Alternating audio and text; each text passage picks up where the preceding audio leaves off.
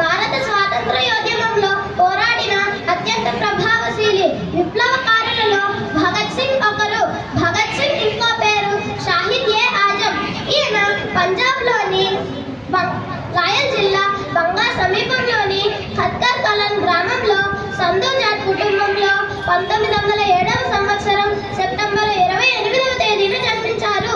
ఈయన తండ్రి పేరు సర్దార్ కిషన్ సింగ్ మరియు తల్లి పేరు విద్యావతి.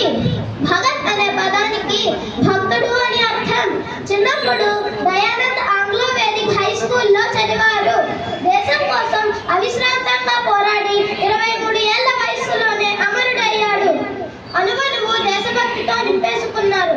మనుషులను చంపగలరేమో కానీ వారిలో ఆశయాలను కాదు అని చాటి చెప్పిన వీరుడు భగత్. భగత్ సింగ్ అంటే యువతకు ఓ ప్రేరణ, ఓ ధైర్యం, ఓ సాహసం, ఓ నిప్పు కణిక, ఓ ఉప్పెన, ఓ పిడికిలి, ఓ చొరవ, ఓ సైన్యం, రెపరెపలాడే విప్లవ పతాక భగత్ సింగ్.